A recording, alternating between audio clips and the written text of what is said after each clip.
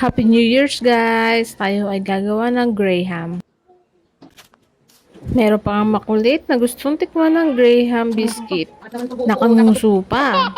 Naiinis ako kasi bobo yung cream. Kailangan tuloy namin manumanuhin durugin. Wala pa kasi kami mixer. Pero syempre may makulit na gusto makisali. Ginamitan ko na ng tinidor para mas mabilis. Tapos may makulit na magpapabukas ng kanyang laruan.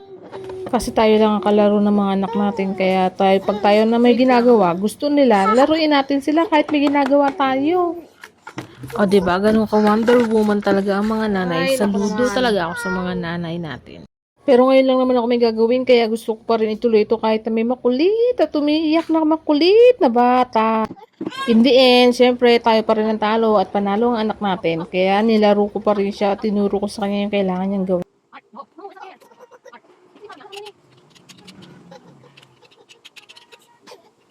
Okay, back to normal. Pero sinundan pa rin ako at gusto kumain ng biscuit habang ako'y gumagawa. Naisip ko ilipat ko nga sa ibang mas maliit kasi feeling ko kukulangin yung Graham ko. At ang makulit ay may distraction pa rin. Pero tuloy pa rin ang Graham.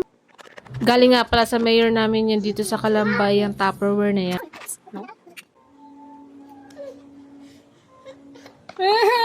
Naiinis na ako, James! James, ramdam niyo ba guys yung inis ko? Naiinis na talaga ako ng mga panahon na yan at ang kulit-kulit ng anak ko. Na may kasamang konsensya. Konsensya na guys, ako tinuluyan na talaga. Medyo nakukonsensya pa nga ako dyan kasi parang hindi ko siya pinagbibigyan. Parang gusto ko na lang itigil yung pag-Graham at siya na lang ay laruin ko. Kahit may makulit, sige pa rin sa pag-Graham. Napuno ko na pala itong lagayan ko pero sige, tapusin ko na lang. Ayan, mukhang nagkasya nga ang Graham sa aking lagayan na maliit. Pero may natira pang Graham biscuit kaya gusto ko pang gumawa. Sayang din kasi. At dumating na din ang ama para tulungan ako sa aking anak. Tuloy ko ang Graham, siya naman sa aming anak. After this, ay ilagay natin sa ref para mas masarap. Thank you for watching!